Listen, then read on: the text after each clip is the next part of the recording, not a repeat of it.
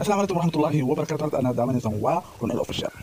فضلا ذاك عصوت يوتيوب كون الأوفيشال ليك سبسكرايب لو ذاك أصحاب تاسان وأنا أصحاب اللي عم وناسن مهسن Soomaaliya ayaa burburtii dowladii dhexe kadib waxa ay soo martay dagaalo qabiilo iyo jabhado ah balse waxa Soomaaliya ka dhicin inta hadda ka dhacayso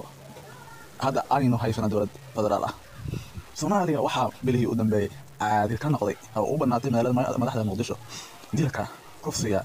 rag iyo dumar loo tala saareen iyo xadida caruurta yaryar xerada ay wada jiraan dhammaan gaalada shisheeye ayaa waxaa la geeyaa maalintii kumanaan caruur ah oo jirtooda xubnahooda muhiimka ah lala baxa magaalada Muqdisho waxaa ku soo badanaya hablo hadaya caruurta oo ku qaadanaya lacag waxayna u geynayaan shakhsiyaad gaar ah oo ku jira xarane oo ah janib dowladda Soomaaliya ilaa waxba hadal kama oran caruurta la hadaya in ay ka hadlaan tiraafik waxay waxa ka socda xarane oo loo ogoleen madaxda Soomaalida in ay galaan xarunta xarane ayaa ah meel ay maamulaan ciidamada Ameerikaanka yarkadeeda waa wadan kale oo ku dhex yaala Soomaaliya waxa la xumaada in ay loo ogoleen madaxda Soomaalida tiraafik shakhsiyaad kale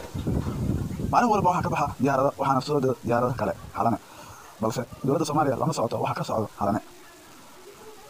Soomaaliya ayaa waxa ay soo martay dadaalo burbur laakiinse waligeed xubnaheeda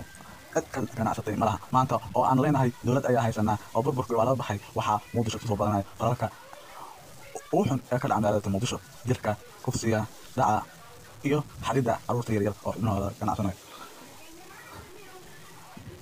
Soomaaliya waxay weer u noqotay bilihii ugu dambeeyay in la kufsado haweenka ragga caruurta yaryar ah iyo xadida ilmaha oo xubnahooda muhiimka ah lala baxay arintani wax ka hadlay oo ka tirsan dowladda maamusha Soomaaliya ma jirto